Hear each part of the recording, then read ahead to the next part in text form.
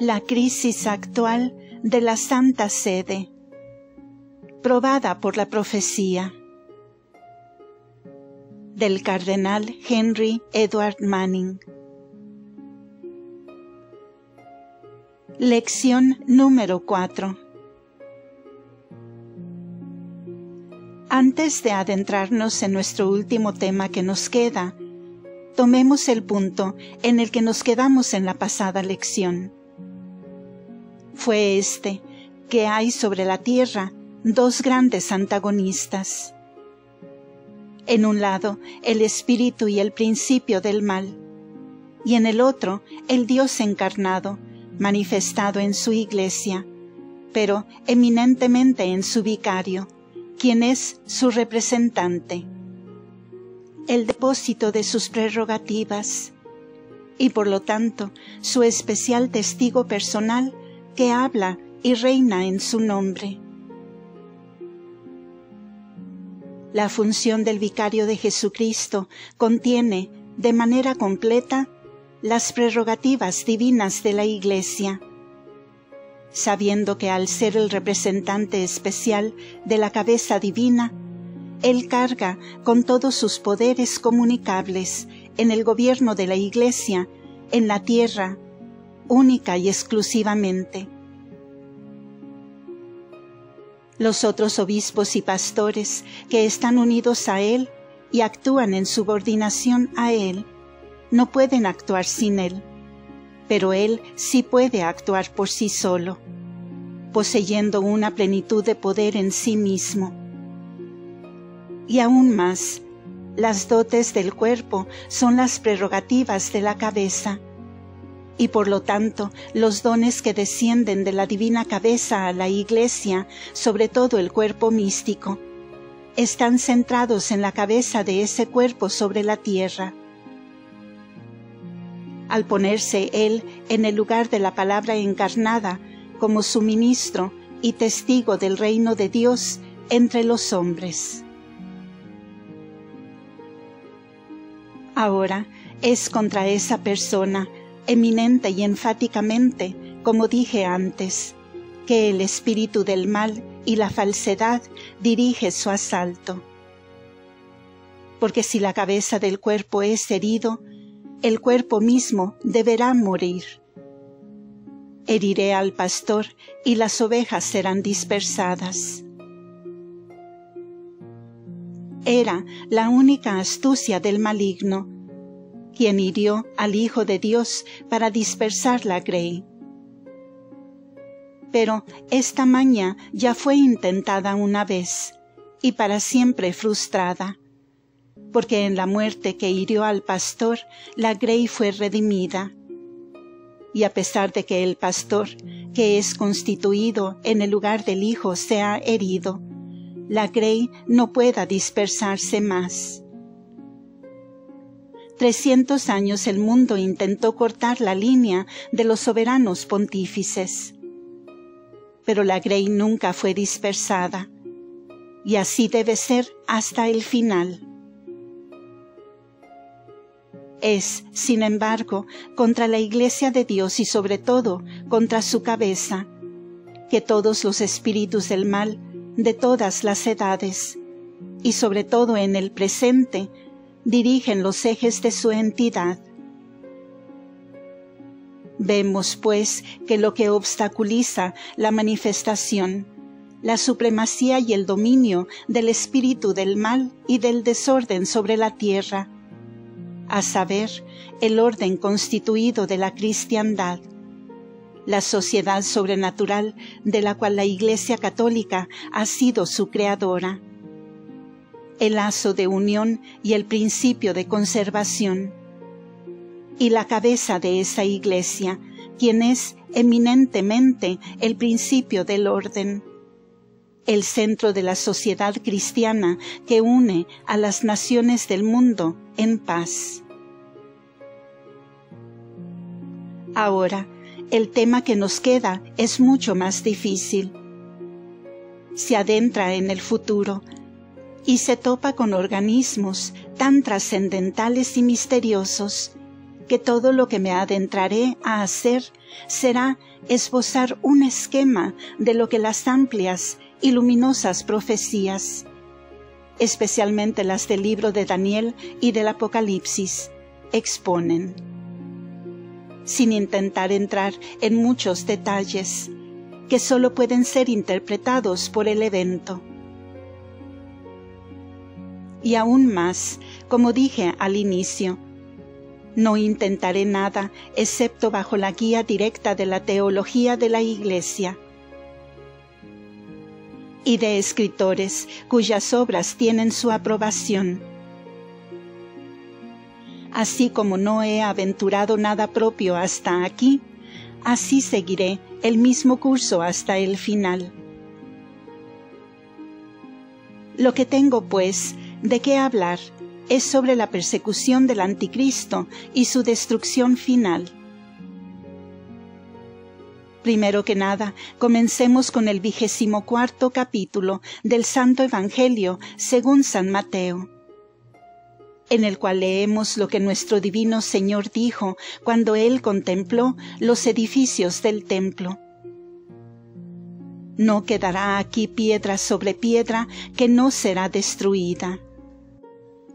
Y sus discípulos, cuando Él estaba en el Monte de los Olivos, vinieron a Él en privado y le dijeron: «Dinos, ¿cuál será la señal de tu venida y de la consumación del mundo?» Ellos entendían que la destrucción del templo en Jerusalén y el fin del mundo serían ambas partes de la misma acción y tomarían lugar al mismo tiempo. Ahora, como en la naturaleza vemos montañas escorzadas unas contra las otras, para que toda la cadena parezca como una sola forma, así en los eventos de la profecía. Hay aquí dos diferentes eventos que parecen ser solo uno: la destrucción de Jerusalén y el fin del mundo. Nuestro divino Señor entonces les dijo que vendría una tribulación como ninguna antes, y que a menos que esos días se acortaran, no habría quien se salvara, y que por el bien de los elegidos esos días serían acortados, que reino se levantaría contra reino, y nación contra nación, y habría guerras y pestilencias y hambrunas en diversas partes, que hermanos traicionarían a sus hermanos a muerte, que serían perseguidos por el bien de su nombre, y que todos los hombres les odiarían, que serían muertos, y que falsos cristos y falsos profetas se levantarían y seducirían a muchos. Esto es, que vendrían falsos maestros, fingidos mesías, y que en medio de todas estas persecuciones, Él mismo vendría a juzgar. Porque como el relámpago que sale del oriente y se deja ver en un instante hasta el occidente, así será el advenimiento del Hijo del Hombre.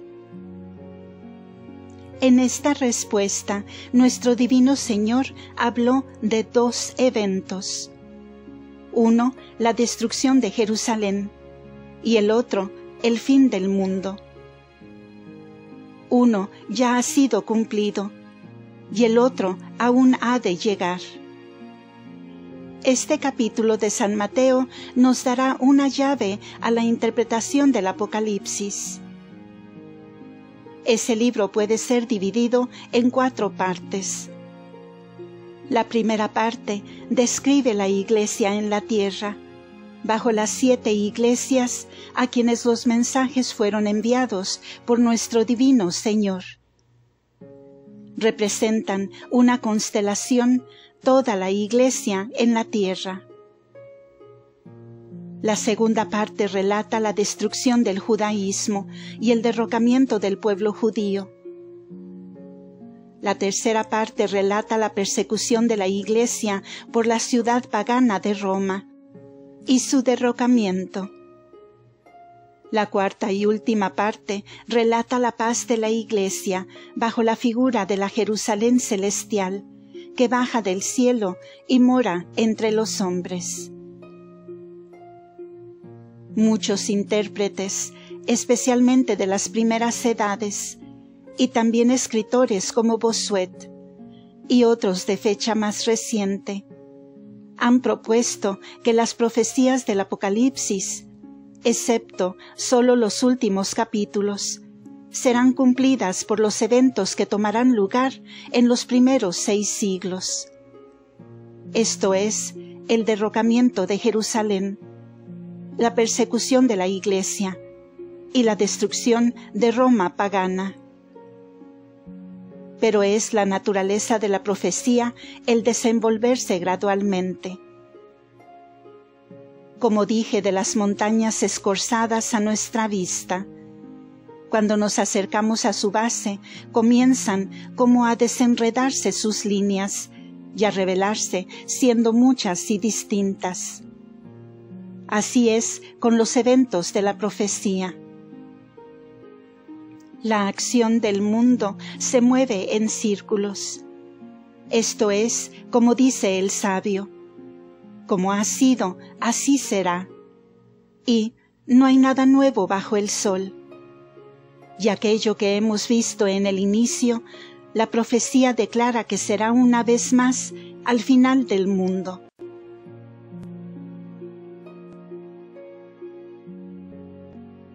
En las 4 divisiones del libro del Apocalipsis hemos visto 3 elementos principales: la Iglesia, los judíos y un poder persecutorio, que era Roma pagana. Entonces, estos 3 existen en este momento sobre la tierra. Aún hay una Iglesia de Dios. Hay el antiguo pueblo de Dios, la raza judía, aún preservado, como ya hemos visto, por una misteriosa providencia, para alguna instrumentalización futura.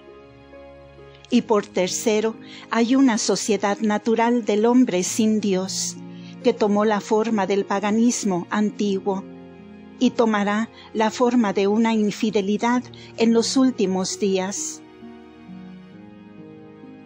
Estos 3 son los máximos elementos en la historia del mundo moderno. Primero, la sociedad natural de la humanidad. Luego, la dispersión del pueblo judío. Y por tercero, la Iglesia universal. Los últimos 2 son los únicos cuerpos que se interpenetran en todas las naciones y tienen una unidad distintiva e independiente de ellas. Tienen un poder mayor que cualquier nación y son antagonistas mortales e inmutables. Ahora, la Iglesia ha tenido que sufrir ya 2 persecuciones, una de la mano de los judíos y la otra de la mano de los paganos.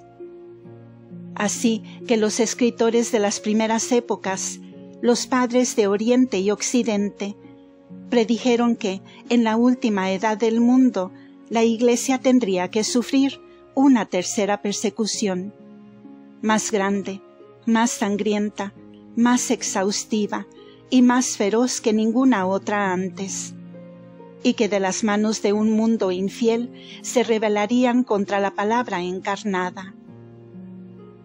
Entonces, el libro del Apocalipsis, como la profecía de San Mateo, revela 2 eventos o 2 acciones. Está el evento que está en el pasado, el tipo y la sombra del evento que vendrá, y hay el evento que aún es a futuro, al fin del mundo. Y todas las persecuciones que ha habido hasta ahora no son más que preludios y los tipos de la última persecución que será. Ya hemos visto el paralelo de los 2 misterios, el misterio de iniquidad y el misterio de santidad, y también el paralelo de las 2 ciudades, la ciudad de Dios y la ciudad de este mundo. Queda otro paralelo que es necesario que examinemos para poder aclarar lo que habré de decir en adelante. Leemos en el libro del Apocalipsis sobre dos mujeres. Está la mujer vestida de sol y la mujer sentada sobre una bestia, cubierta con los nombres de blasfemia. Es pues claro que estas dos mujeres, como los dos misterios y las dos ciudades, representan pues dos espíritus antagonistas, dos principios antagonistas. En el 12º capítulo del libro del Apocalipsis leemos de la mujer vestida de sol, con una luna bajo sus pies, y sobre su cabeza una corona de 12 estrellas. Ningún católico batallará en encontrar una interpretación de estas palabras. Y aún los intérpretes protestantes, para evitar ver a la Inmaculada Madre de Dios en esta mujer vestida de sol, nos dicen que simboliza la Iglesia. En esto tienen mucha razón, solo dicen la verdad a medias. La mujer caracteriza o simboliza a la Iglesia. Por esta razón, que el símbolo de la Iglesia es la encarnación. La mujer está embarazada. El símbolo de la encarnación es la Madre de Dios. Por otro lado, no necesitamos ir muy lejos para encontrar la interpretación de la mujer sentada sobre una bestia, que lleva los nombres de blasfemia. Porque el último versículo del capítulo 17 dice: La mujer que viste es la gran ciudad, que tiene reino sobre los reyes de la tierra. Queda muy claro, pues, que hay un antagonismo entre estas dos mujeres. La Iglesia, bajo el símbolo de la Encarnación, y la gran ciudad, la ciudad de Roma, con las 7 colinas, que tiene reino sobre los reyes de la tierra. Ahora, tengamos muy claro en mente esta distinción, porque los intérpretes, acalorados por el espíritu de la controversia, han tenido el placer de confundir estas dos cosas juntas, y decirnos que esta mujer sentada sobre la bestia es la Iglesia de Roma. Pero la Iglesia de Roma es la Iglesia de Dios, o al menos una parte de ella, aún en la mente de estos intérpretes. ¿Cómo, pues, pueden estas dos, tan contrarias la una a la otra, significar lo mismo? En verdad, como lo fueron con Elimas el mago, quien por sus perversidades no podría ver el sol por una estación. Así, estos que se acaloran en la controversia pierden su sentido. En el esplendor de esta visión no pueden ver la verdad, e ir a encontrar la Iglesia de Dios en esta que es el tipo de su antagonista. Cumpliendo, pues, el viejo autoengaño, que cuando la verdad está sobre la tierra, los hombres confunden una falsedad por la verdad. Como cuando el verdadero Cristo vino, no le conocieron y le llamaron anticristo. Así como fue con su persona, así será con su Iglesia. Con estas distinciones preliminares, comencemos la última parte de nuestro tema. De lo que tengo que hablar es sobre la persecución que el anticristo infligirá sobre la Iglesia de Dios. Ya hemos visto una razón para creer que como nuestro divino Señor se entregó a sí mismo en las manos de pecadores cuando llegó su hora, y ningún hombre pudo tocarle hasta que Él voluntariamente se entregó a su poder, así será con esa Iglesia de la que Él dijo: Sobre esta roca construiré mi iglesia, y las puertas del infierno no prevalecerán contra ella. Como el inicuo no prevaleció contra él, aun cuando lo ataron con cuerdas, lo arrastraron a juicio, le vendaron sus ojos, se burlaron de él como falso rey, lo golpearon en la cabeza como falso profeta. Se lo llevaron y lo crucificaron, y en la maestría de todo su poder parecían tener absoluto dominio sobre él, para que estuviera destrozado y casi aniquilado bajo sus pies, y que en ese exacto momento, cuando él murió y fue enterrado lejos de su vista, él lo conquistó todo, y se levantó de nuevo al tercer día, y ascendió al cielo, y fue coronado, glorificado, e investido con toda su realeza, y reina supremo, Rey de reyes y Señor de señores. Aún esto será con su iglesia. A pesar de ser perseguida por un tiempo, y a los ojos del hombre, derrocada, pisoteada, destronada, despojada, burlada y aplastada, pero aún en ese alto momento de triunfo, las puertas del infierno no prevalecerán. Se espera para la Iglesia de Dios una resurrección y una ascensión, derechos y dominio, una recompensa de gloria por todo lo que ha soportado. Como Jesús, necesita sufrir su camino a la corona. Mas coronada estará con él eternamente. Que nadie, pues, se escandalice si la profecía habla de sufrimientos que vendrán. Nos entusiasma imaginar triunfos y glorias para la Iglesia en la tierra. Que el Evangelio se predicará a todas las naciones, y que el mundo se convertirá, y todos los enemigos serán sometidos, y no sé, hasta que algunos oídos se impacienten por escuchar que hay en el futuro para la Iglesia un tiempo de terrible prueba. Y así hacemos lo que los judíos de antaño, que buscaron un conquistador, un rey, y para prosperidad. Y cuando su Mesías vino en humildad y en pasión, no lo reconocieron.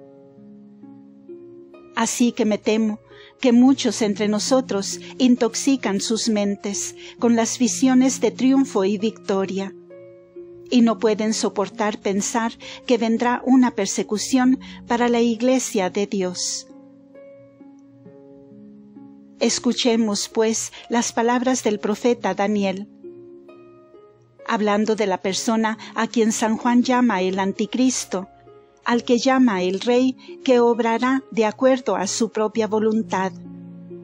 El profeta Daniel dice: hablará mal contra el Excelso, esto es, el Dios Todopoderoso, y atropellará a los santos del Altísimo. De nuevo dice: esto es el poder de este Rey, y se elevó hasta contra la fortaleza del cielo, y derribó al suelo parte de los fuertes y de las estrellas, y las holló. Y se engrandeció hasta contra el príncipe de la fortaleza, y quitóle el sacrificio perenne, y abatió el lugar de su santificación.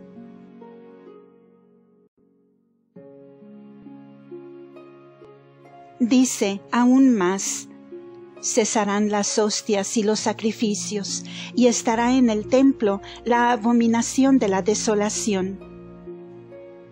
Estos pasajes son tomados de los capítulos 7, 8 y 9 de Daniel. Podría agregar más, pero son suficientes, porque en el libro del Apocalipsis encontramos una llave a todas estas palabras. San Juan, evidentemente, refiriéndose al libro de Daniel, escribe de la bestia, o sea, el poder persecutorio, que reinará sobre la tierra con poder, Se le dio hacer la guerra contra los santos y vencerlos. Tenemos, pues, 4 distintas profecías de una persecución que será infligida por este poder anticristiano sobre la Iglesia de Dios. Señalaré entonces, tan brevemente como pueda, lo que aparece en los eventos de hoy alrededor de nosotros, que nos guían a este resultado. Número 1. La primera señal o marca de esta persecución venidera es una indiferencia hacia la verdad. Así como hay una calma justo antes del torbellino, y como las aguas sobre una gran cascada corren como el cristal, así antes de un brote hay un tiempo de tranquilidad. La primera señal es una indiferencia. La señal que presagia más seguramente que ninguna otra el brote de una futura persecución es un tipo de indiferencia despectiva a la verdad o a la falsedad. La Roma antigua, en su fuerza y poder, adoptó toda religión falsa de sus naciones conquistadas y le dio a cada una un templo dentro de sus murallas. Fue soberana y despectivamente indiferente a todas las supersticiones de la tierra. Les motivó, pues cada nación tenía su propia superstición, y esa propia superstición era un modo de tranquilizar, gobernar y mantener bajo sujeción al pueblo que satisfacían con construir un templo dentro de sus puertas.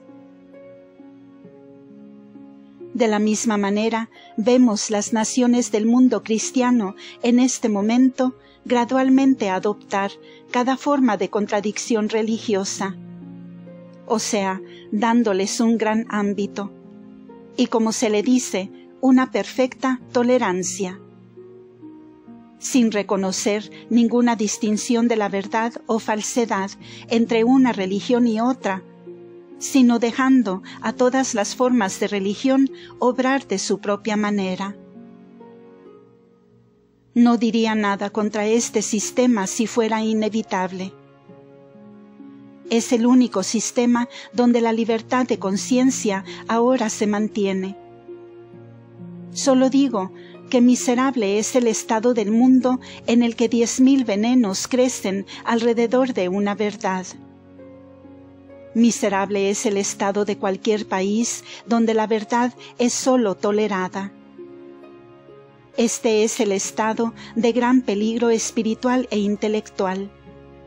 Y sin embargo, parece que no hay alternativa, sino que los gobernadores civiles permitan una perfecta libertad de conciencia, y así mantenerse en un estado de perfecta indiferencia.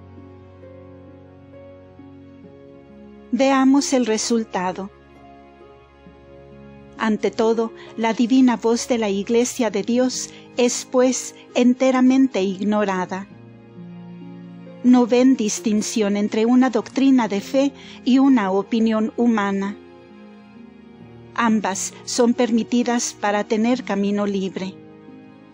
Hay doctrinas mezcladas de fe con cada forma de herejía, hasta como en Inglaterra tenemos toda forma concebible de creencia. Desde el Concilio de Trento en todo su rigor y toda su perfección de un lado, al catecismo de religión positiva en el otro. Tenemos toda forma de opinión y libremente permitidas que nacen de los dos extremos. El uno, que es el culto de Dios uno y trino, encarnado por nosotros. Y el otro, la negación de Dios y el culto a la humanidad. Luego, para negar e ignorar el curso de la voz divina de la Iglesia, el gobernador civil debe ignorar la divina unidad de la Iglesia y admitir toda forma de separación, o sistema, o división, todo mezclado. para que la gente se desmorone en sectas religiosas y divisiones religiosas, y la ley de unidad se pierda completamente. Luego, pues, toda verdad positiva, como tal, es despreciada. Y es despreciada porque, ¿quién puede decir qué es el bien y qué es el mal si no hay un Maestro divino, si no hay un Juez divino? ¿Quién dirá lo que es verdad y lo que es falso entre el conflicto de las opiniones religiosas? Un Estado que se ha separado de la unidad de la Iglesia y que por lo tanto ha perdido la guía del Maestro divino, no puede determinar por ninguno de sus tribunales, civiles o eclesiásticos, como continúa llamándolos, lo que es verdad y lo que es falso en una controvertida pregunta sobre religión. Y pues, como sabemos, allí crece un intenso odio hacia lo que es dogmatismo, esto es, hacia toda verdad positiva, todo lo que es definitivo, todo lo que es final y todo lo que tiene límites precisos. Cualquier forma de creencia que se expresa en definiciones particulares. Todo lo que es totalmente repugnante al hombre, que en principio alientan todas las formas de opinión religiosa. De hecho, estamos llegando al estado de Festo, quien cuando escuchó que los judíos tenían una acusación en contra de San Pablo, reportó que no pudo encontrar ninguna cuestión que le pareciera mala, porque eran cuestiones de superstición, y sobre un Jesús muerto que Pablo afirmaba que estaba vivo. Esto es, pues, el estado de indiferencia al cual los gobernadores civiles del mundo gradualmente se reducen, y el gobierno que administran, y al pueblo que gobiernan. Número 2. El siguiente paso es, pues, la persecución de la verdad. Cuando Roma, en los días de antaño, legalizó toda idolatría por todo el Imperio Romano, había una religión que fue llamada una religio illicita, una religión ilícita, y había una societas ilícita, o una sociedad ilícita. Podían adorar a los 12 dioses de Egipto, a Júpiter Capitolino, o Dea Roma, pero no podían adorar al Dios del cielo, no podían adorar a Dios revelado en su Hijo. No creían en la encarnación, y esa religión, que era por sí sola la verdadera, era la única religión que no era tolerada. Había los sacerdotes de Júpiter, de Cibeles, de Fortuna y de Vesta. Había todo tipo de confraternidades sagradas, órdenes y sociedades, y no sé qué más. Pero había una sociedad a la que no se le permitía existir. Y esa era la Iglesia del Dios vivo. En medio de esta tolerancia universal había una excepción hecha con la exactitud más imperativa: excluir la verdad y la Iglesia de Dios del mundo. Ahora pues, esto es lo que inevitablemente debe volver a suceder, porque la Iglesia de Dios es inflexible en la misión a la que se comprometió. La Iglesia católica nunca será transigente con una doctrina. Nunca permitirá que 2 doctrinas se enseñen dentro de sus vallas. Nunca obedecerá al gobernador civil que pronuncia un juicio en materias que son espirituales. La Iglesia católica está unida por la ley divina a sufrir martirio antes que comprometer una doctrina, u obedecer la ley del gobernador civil que viola la conciencia. Y más que esto, no es sólo obligada a ofrecer una pasiva desobediencia, la cual se pueda hacer en un rincón, y por lo tanto no sea detectada. Y si no es detectada, entonces no será castigada. Pero la Iglesia Católica no puede enmudecer, no puede mantener su paz, no puede cesar de predicar las doctrinas de la revelación, no sólo de la Trinidad y de la Encarnación, pero de igual manera de los 7 sacramentos y de la infalibilidad de la Iglesia de Dios, y de la necesidad de unidad y de la soberanía, tanto espiritual como temporal, de la Santa Sede. Y porque no enmudecerá y no puede transigir, y no obedecerá en materias que son de su propia prerrogativa divina, entonces está aislada del mundo, porque no hay otra Iglesia, así llamada, o cualquier otra comunidad que profese ser una Iglesia, que no se someta, obedezca o mantenga su paz, cuando los gobernadores civiles del mundo ordenen. No ha pasado 10 años desde que escuchamos de una decisión sobre la materia del bautismo, que implicaba la doctrina del pecado original en una mano y la doctrina de la gracia preventiva en la otra. Y porque un juez civil pronunció que era legal en la Iglesia establecida de Inglaterra que los hombres, sin castigo, enseñaran 2 doctrinas contradictorias.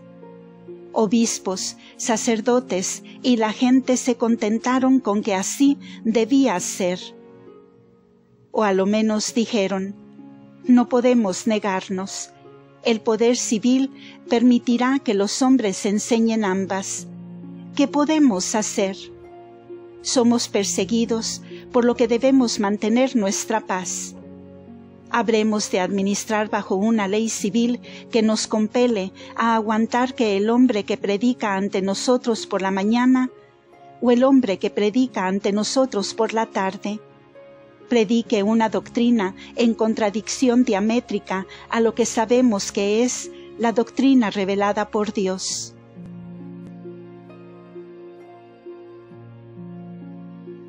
Y porque los gobernadores civiles lo han determinado así, nosotros no somos responsables, y la Iglesia establecida no es responsable, porque es perseguida. Ahora pues, esta es la diferencia característica entre un sistema humano establecido por la ley civil y la Iglesia de Dios. Se permitiría en la Iglesia que es católica y romana que ahora niegue yo que todo niño bautizado recibe la infusión de la gracia regenerativa. Se sabe perfectamente que si yo fuera a separarme una jota o título de la Santa Fe Católica, entregada por la voz divina de la Iglesia de Dios, yo sería inmediatamente suspendido, y ningún gobernador civil o poder del mundo podría restaurarme al ejercicio de mis facultades. Ningún juez, civil o potentado en la tierra podría restaurarme a la administración de los sacramentos, hasta que la autoridad espiritual de la Iglesia me lo permitiera. Esto es, pues, la diferencia característica, la cual deberá algún día traer sobre la tierra en todos los países donde este espíritu de indiferencia se ha establecido, una persecución del poder civil. Y para una razón más, porque la diferencia entre la Iglesia Católica y toda otra sociedad es esta.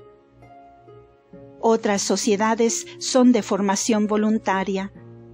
Esto es, la gente se une a un cuerpo particular, y si no les agrada a mejor conocimiento, se van. Se convierten en baptistas o anabaptistas, o episcopales o unitarios, o presbíteros, hasta que encuentran algo que no les agrada en esos sistemas, y luego se van por su lado, o se unen a algún otro cuerpo, o permanecen separados, porque estas sociedades no tienen derecho a gobernar la voluntad. Todo lo que profesan hacer es enseñar. Son como las escuelas de antaño, y su enseñanza es como la filosofía cristiana. Ponen sus doctrinas ante aquellos que están dispuestos a escuchar, y si escuchan, y de buena suerte concuerdan con ellos, se quedan con ellos, y si no, se van. Pero ¿dónde está el gobierno sobre la voluntad? Pueden decir, en nombre de Dios y bajo el dolor de pecado mortal, debes creer que Dios se encarnó, y que nuestro Señor encarnado se ofrece a sí mismo en sacrificio sobre el altar, que los sacramentos instituidos por el Hijo de Dios son 7, y que todos transmiten la gracia del Espíritu Santo. A menos que tengan una autoridad sobre la voluntad como sobre la inteligencia, son solo una escuela y no un reino. Este es, pues, un carácter enteramente falto en toda sociedad que no puede clamar gobernar en nombre de nuestro divino Señor, con una voz divina. Y por lo tanto, la Iglesia de Dios difiere de toda otra sociedad en este particular, que no es solo una comunión entre personas que voluntariamente se unen, sino que es un reino. Tiene una legislatura. La línea de sus concilios por 1800 años se ha sentado, deliberado y decretado con toda la solemnidad y la majestad de un parlamento imperial. Tiene un ejecutivo que lleva y hace cumplir los decretos de esos concilios, con toda la calma y toda la decisión perentoria de una voluntad imperial. La Iglesia de Dios, pues, es un imperio dentro de un imperio, y los gobernadores y príncipes de este mundo les celan por esta misma razón. Dicen, nolumus unc regnare super nos. No permitiremos que este hombre reine sobre nosotros. Es precisamente porque el Hijo de Dios, cuando vino, estableció un reino sobre la tierra, que en cada tierra, en cada nación, la Iglesia Católica gobierna con la autoridad de la Iglesia Universal de Dios. Por ejemplo, en Inglaterra, la pequeña y despreciada Grey de Católicos Unidos bajo una jerarquía de 10 años de edad, que descansa sobre la Santa Sede en su centro, habla y gobierna con una soberanía derivada de la Iglesia entera de Dios. Así es que hace 10 años atrás, la atmósfera fue desgarrada y atormentada por el revuelo de una agresión papal. El instinto natural de los gobernadores civiles sabían que no era una mera filosofía cristiana que flotó de tierras extranjeras, sino un gobierno, un poder y una soberanía. Por esta razón también la escuela extrema liberal, aquellos que claman tolerancia para cada forma de opinión, que enseñaban que la oficina del gobernador civil no debe entrar nunca en controversias de religión, pero que todos los hombres deben tener libertad en sus creencias, y la conciencia de todos los hombres tener libertad ante Dios. Aún ellos hacen una excepción, y con la más extraña contradicción a todos sus principios, o a lo menos sus profesiones. Mantienen que como la Iglesia Católica es no sólo una forma de doctrina, pero también un poder o gobierno, debe ser excluida de toda tolerancia general. Y este es precisamente el punto de colisión futura. Es la pura razón por la cual los arzobispos de Colonia, Turín, Cagliari y demás fueron hace poco al exilio. ¿Por qué 19 sedes están en este momento vacantes en Cerdeña? Porque en Italia los obispos están hasta este día expulsados de sus tronos episcopales. Es por esta razón que en esta tierra la religión protestante se establece en lugar de la verdad católica, y que los tronos alguna vez ocupados por los obispos de la Iglesia universal son ahora ocupados por aquellos a quienes la realeza de Inglaterra, y no la realeza del Vicario de Jesucristo, han escogido asentar. Es la misma competencia de antaño, tan vieja como el mismo cristianismo, que ha sido desde el principio, primero con paganos, luego con heréticos, luego con cismados y luego con infieles, y que continuará hasta el final. No está lejos el día en que las naciones del mundo, ahora en tanta calma y paz, en la quietud de su indiferencia universal, se levanten fácilmente, y leyes penales se encuentren una vez más en sus estatutos. Número 3. Esto nos lleva llanamente a las marcas que el profeta da de la persecución de los últimos días. Hay pues 3 cosas que él ha registrado. En la anticipación de la profecía, él vio y anotó estas 3 señales. La primera, que el sacrificio perpetuo sería abrogado. Y luego, que el santuario sería ocupado por una abominación que sería desoladora. La tercera, que la fuerza y las estrellas, como lo describió, caerían, y estas son las 3 únicas que señalaré. Ahora, sobre todo, ¿de qué se trata eso de que será abolido el sacrificio perpetuo? Fue removido de un modo en la destrucción de Jerusalén. El sacrificio del templo, o sea, del Cordero mañana y tarde, en el templo de Dios, fue enteramente abolido por la destrucción del templo. El profeta Malaquías dice: porque desde levante a poniente es grande mi nombre entre las naciones, y en todo lugar se sacrifica y se ofrece al nombre mío una ofrenda pura. Este pasaje del profeta ha sido interpretado por los padres de la Iglesia, comenzando con San Irineo, San Justino Mártir y no sé cuántos otros más, que se trata del sacrificio de la Santa Eucaristía, el verdadero Cordero Pascual que vino en su lugar, a saber, el sacrificio de Jesús en el Calvario, renovado perpetuamente y continuado por siempre en el sacrificio del altar. ¿Ha sido quitado este continuo sacrificio? Lo que es típico de él en los días de antes ya ha sido quitado.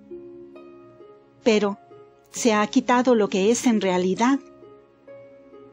Los santos padres que han escrito sobre el tema del anticristo y de estas profecías de Daniel, sin ninguna excepción que yo sepa, y son los padres tanto de Oriente como de Occidente, de la Iglesia latina y griega, todos unánimemente dicen que en los últimos días del mundo, durante el reinado del anticristo, el santo sacrificio del altar cesará.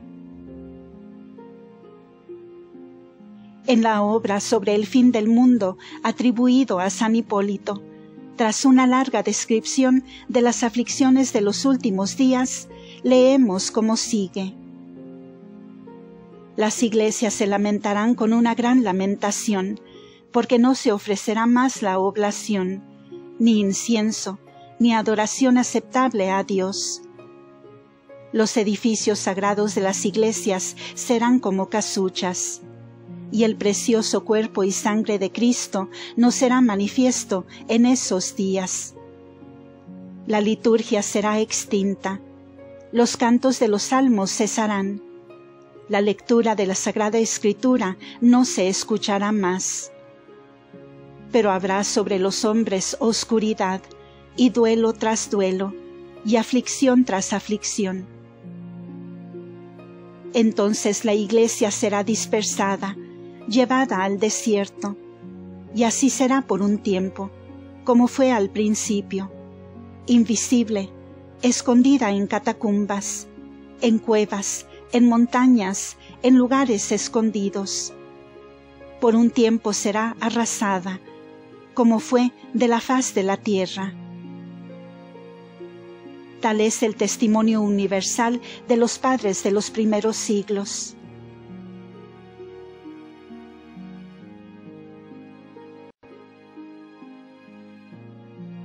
¿Ha pasado algo alguna vez que pueda ser llamado un episodio o precursor de un evento tal?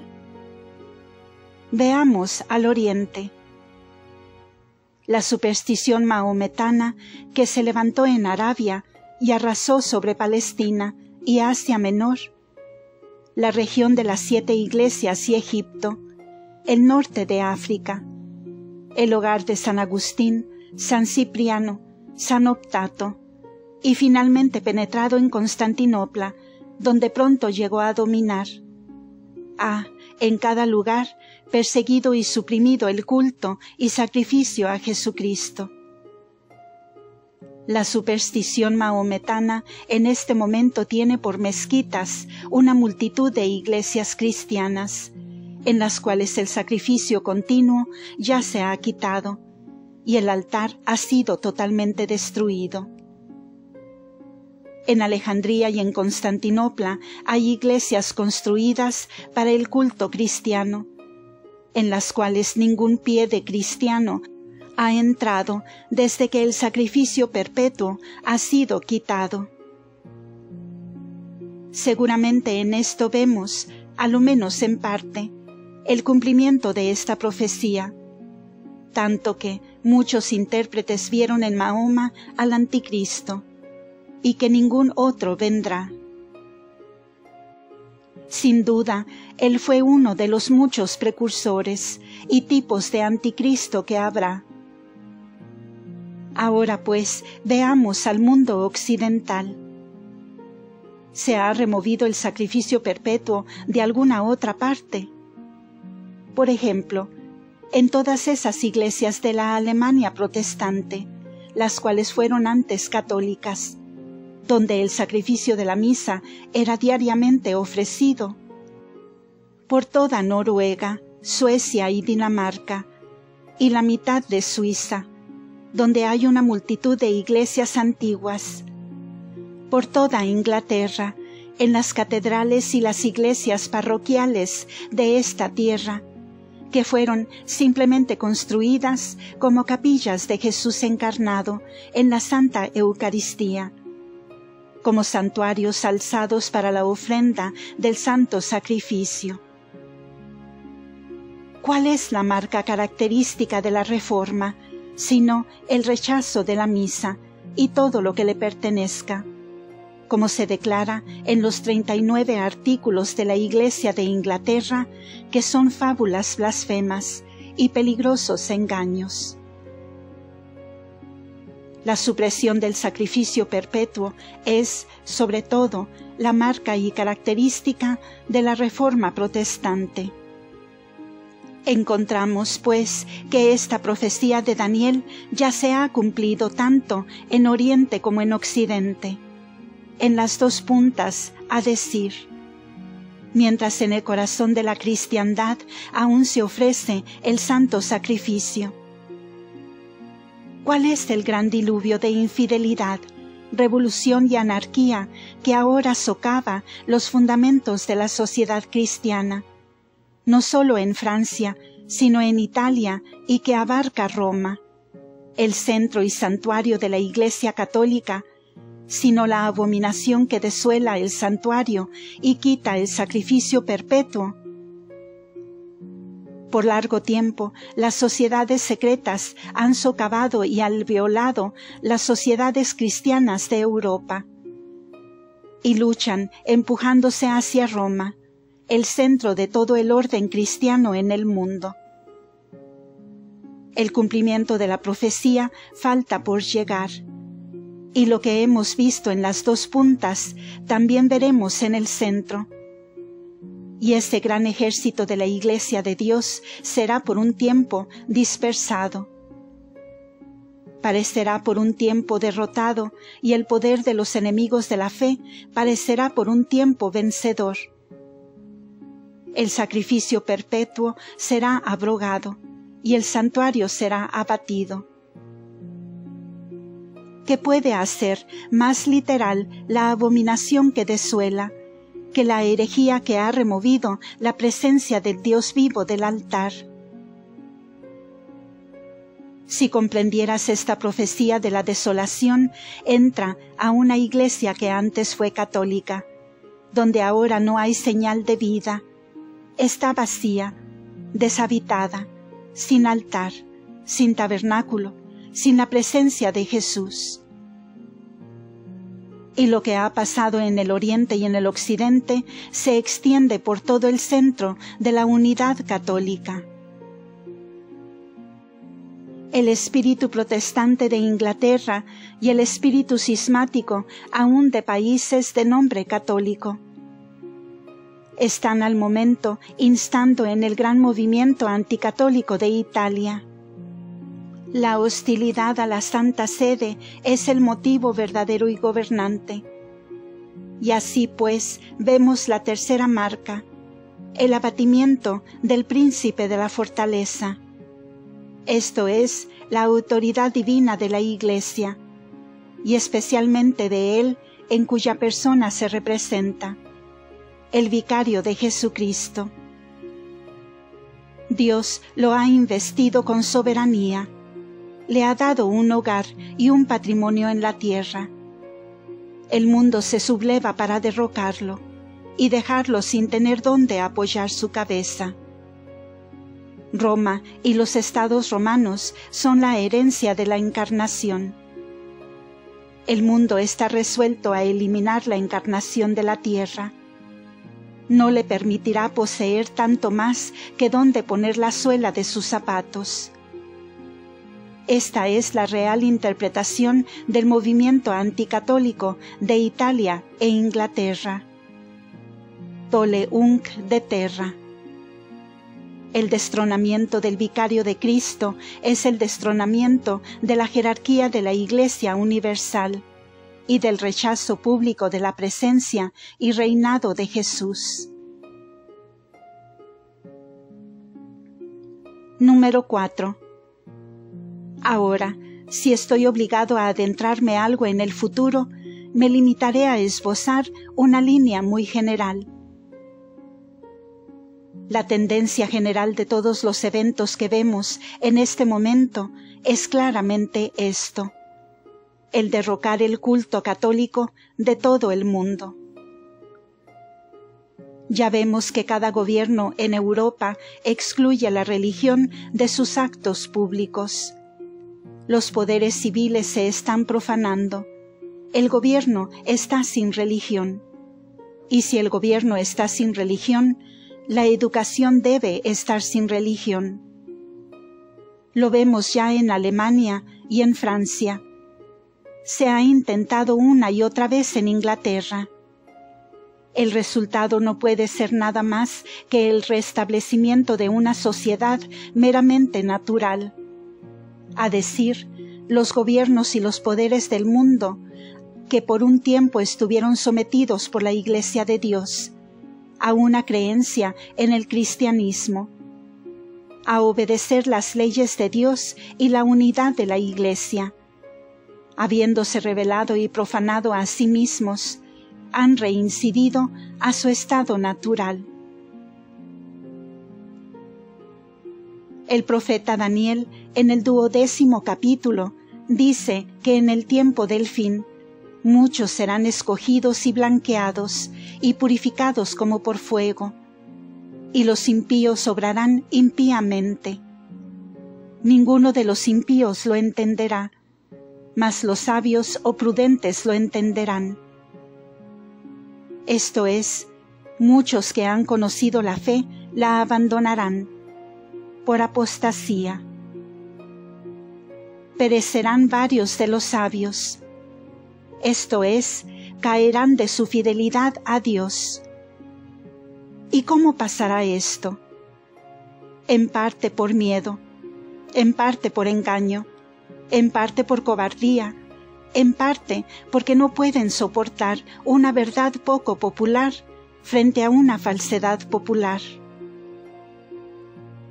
En parte porque la predominante y despectiva opinión pública en un país como este y en Francia somete y asusta a los católicos de tal manera que no se atreven a reconocer sus principios y por último no se atreven a sostenerlos. Se convierten en admiradores y adoradores de la prosperidad material de los países protestantes. Ven el comercio, las manufacturas, la agricultura, el capital, la ciencia práctica, los irresistibles ejércitos y las flotas que cubren el mar, y vienen como rebaños a adorar y decir: nada hay tan grande como este grandioso país de la Inglaterra protestante.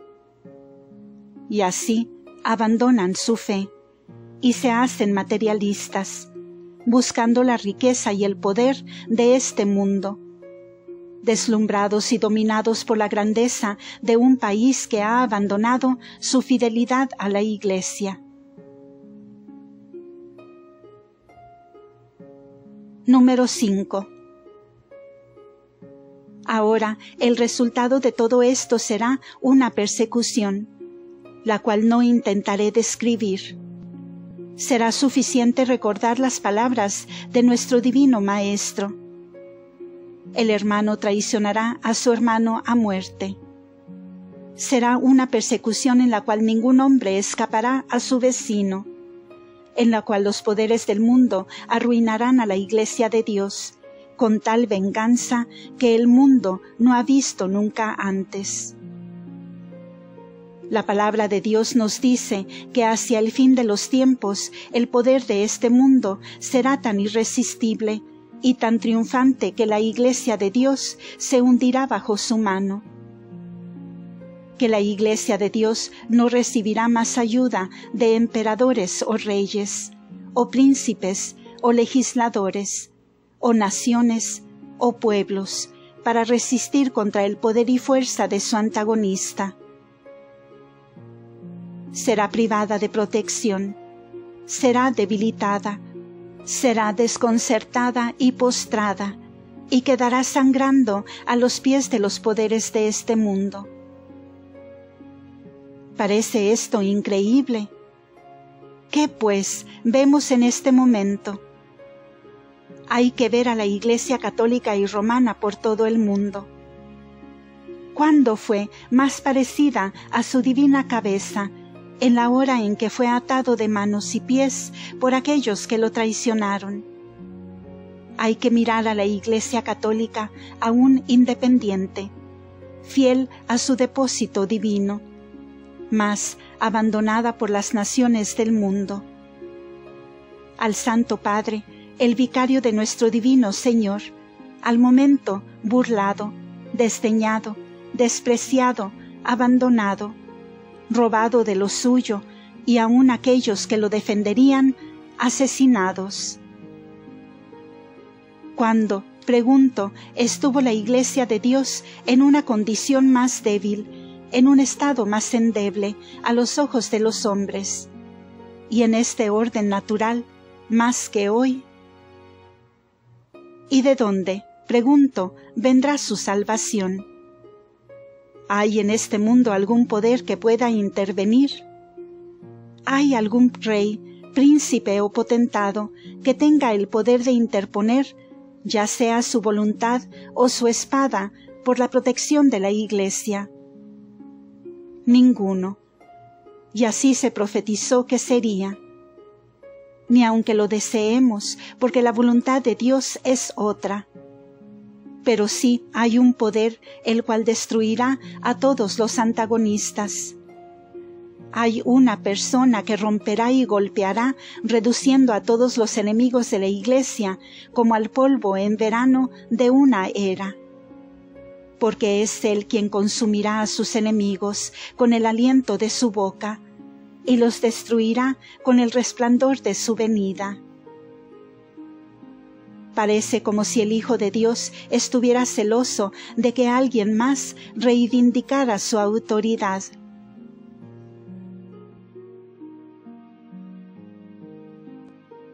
Él ha reclamado la batalla para Él mismo. Él ha aceptado el golpe que ha sido arrojado contra Él.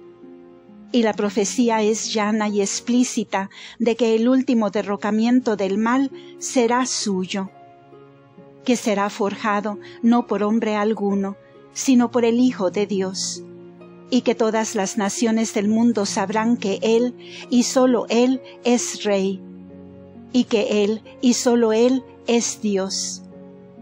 Leemos en el libro del Apocalipsis sobre la ciudad de Roma, que dijo en el orgullo de su corazón: «Estoy como reina sentada en solio, y no soy viuda, y no veré duelo». Por eso, en un día sobrevendrán sus plagas, mortandad, llanto y hambre, y será abrasada del fuego, porque poderoso es el Dios que ha de juzgarla. Algunos de los más grandes escritores de la Iglesia nos dicen que en toda probabilidad, en el último derrocamiento de los enemigos de Dios, la ciudad de Roma será destruida, será castigada por segunda vez por Dios Todopoderoso, como lo fue en el principio. No hubo nunca destrucción alguna sobre la tierra comparable con la destrucción de Roma en los días de antaño. San Gregorio Magno, escribiendo sobre esto, dice: «Roma, no hace mucho, fue vista como la señora del mundo. Lo que ahora es, solo contemplamos. Aplastada por muchas e incontables miserias, por la desolación de sus habitantes, por la incursión de sus enemigos, la frecuencia de destrucción. Vemos cumplidos en ella las palabras del profeta contra la ciudad de Samaria. ¿Dónde está el Senado? ¿Dónde está ahora la gente? Los huesos están deteriorados y la carne consumida. Toda la pompa de grandeza mundana en ella se extinguió. Toda su estructura se disolvió. Y nosotros, los pocos que quedamos, somos acosados a diario por la espada y por innumerables tribulaciones. Roma está vacía y en llamas. Su pueblo ha fracasado y hasta sus murallas caen. ¿Dónde están los que se exultaban en su gloria? ¿Dónde está su pompa? ¿Dónde su orgullo? ¿Dónde su constante e inmoderado regocijo? Nunca hubo una ruina como la del derrocamiento de la gran ciudad de las 7 colinas, cuando las palabras de la profecía fueron cumplidas. Babilonia ha caído, como una gran rueda de molino en el océano. Los escritores de la Iglesia nos dicen que en los últimos días la ciudad de Roma probablemente apostatará de la Iglesia y vicario de Jesucristo, y que Roma será nuevamente castigada, porque Él saldrá de ella, y el juicio de Dios caerá sobre el lugar donde Él una vez reinó sobre las naciones del mundo.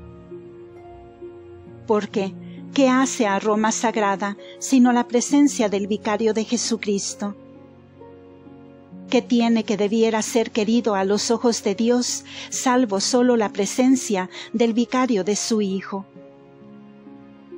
Que la Iglesia de Cristo salga de Roma, y que Roma no sea más que a los ojos de Dios que la Jerusalén de antaño.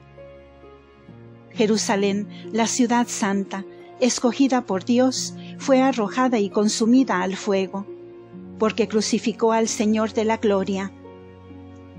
Y la ciudad de Roma, la cual ha sido el asiento del vicario de Jesucristo por 1800 años, si apostatara como la Jerusalén de antes, sufrirá una condenación similar. Y por lo tanto, los escritores de la Iglesia nos dicen que la ciudad de Roma no tiene prerrogativa, excepto solo que el vicario de Cristo está allí. Y si se hace infiel, los mismos juicios que cayeron sobre Jerusalén, santificada que estaba por la presencia del Hijo de Dios, del Maestro, y no del discípulo solamente, caerán también sobre Roma. La apostasía de la ciudad de Roma, del vicario de Cristo y la destrucción del anticristo pueden ser pensamientos tan nuevos para muchos católicos, pero considero bien recitar el texto de teólogos de la mejor reputación. Primero, Malvenda, quien escribe expresamente sobre el tema, declara junto a la opinión de Rivera, Gaspar Melus, Viegas, Suárez, Belarmino y Bocio, que Roma apostatará de la fe, expulsará al vicario de Cristo y regresará a su antiguo paganismo. Las palabras de Malvenda son: pero Roma, en los últimos tiempos del mundo, regresará a su antigua idolatría, poder y grandeza imperial. Echará fuera a su pontífice, apostatará del todo de la fe cristiana, perseguirá terriblemente a la Iglesia, derramará la sangre de mártires más cruelmente que antes, y recobrará su estado de abundante riqueza, o hasta más de lo que tuvo bajo sus primeros gobernantes. Lessius dice: en el tiempo del anticristo, Roma será destruida, como vemos abiertamente en el capítulo 13 del Apocalipsis. Y de nuevo, la mujer que viste es la gran ciudad, que tiene imperio sobre los reyes de la tierra, lo que representa a Roma en su impiedad, tal como era en el tiempo de San Juan, y será otra vez en el fin del mundo.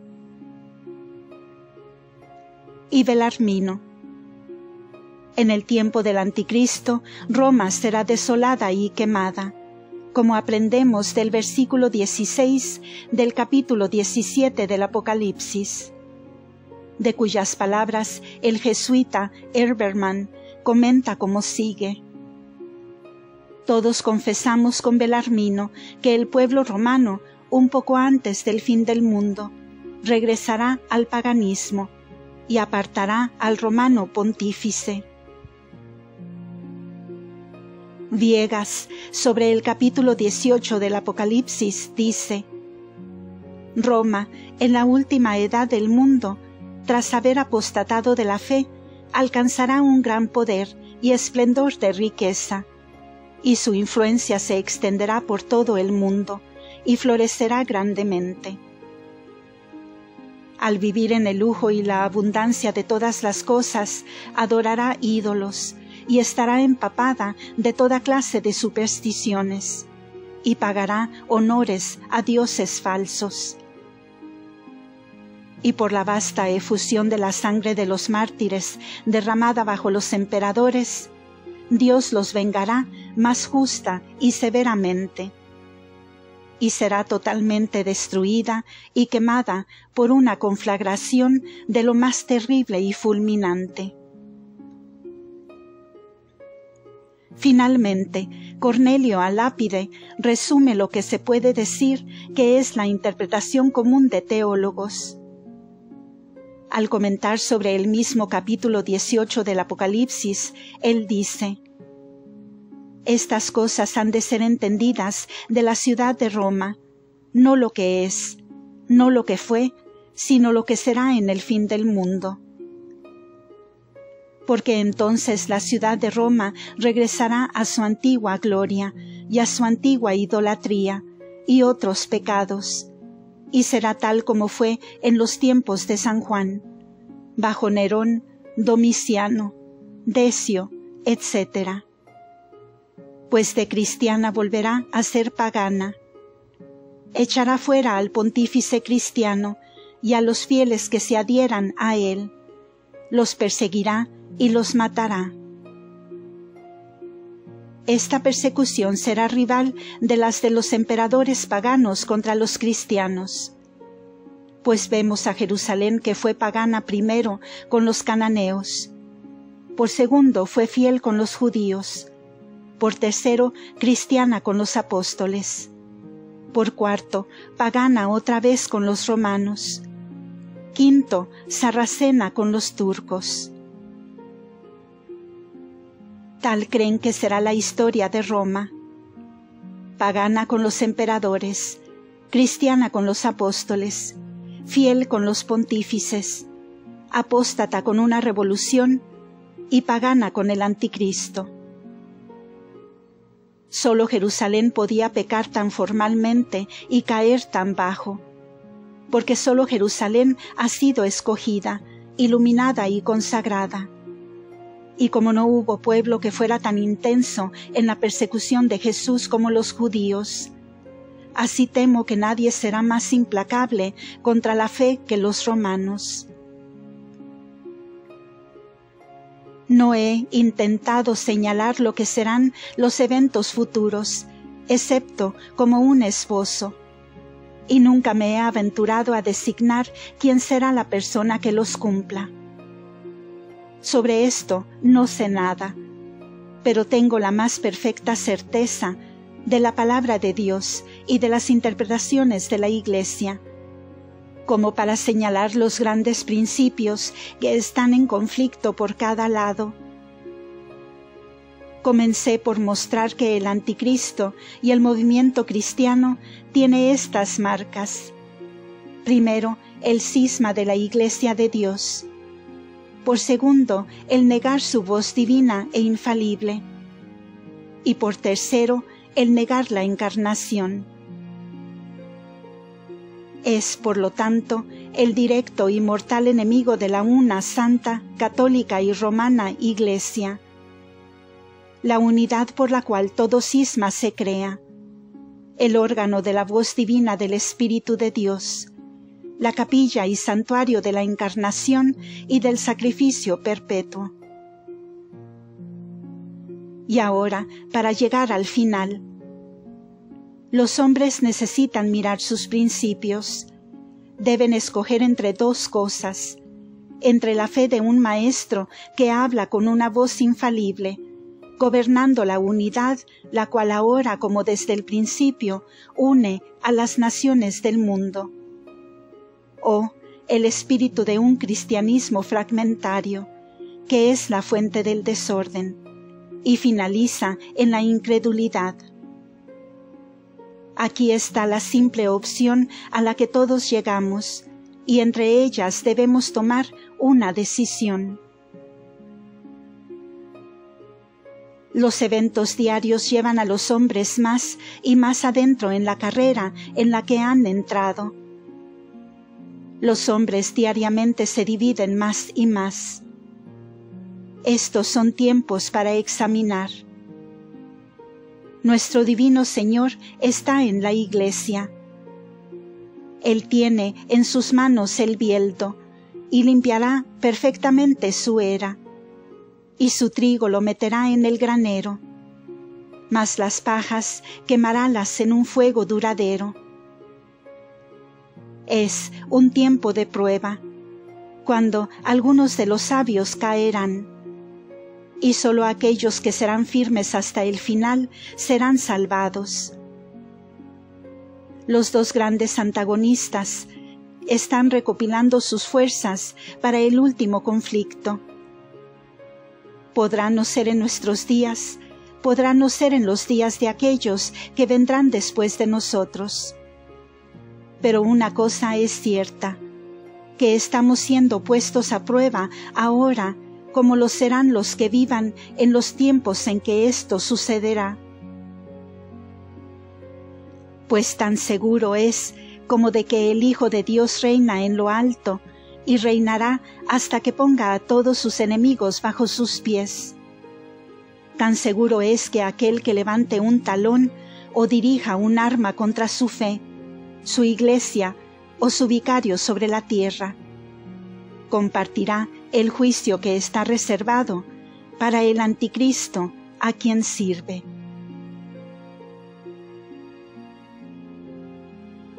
Fin del libro La crisis actual de la Santa Sede, probada por la profecía, del cardenal Henry Edward Manning. Gracias por escuchar.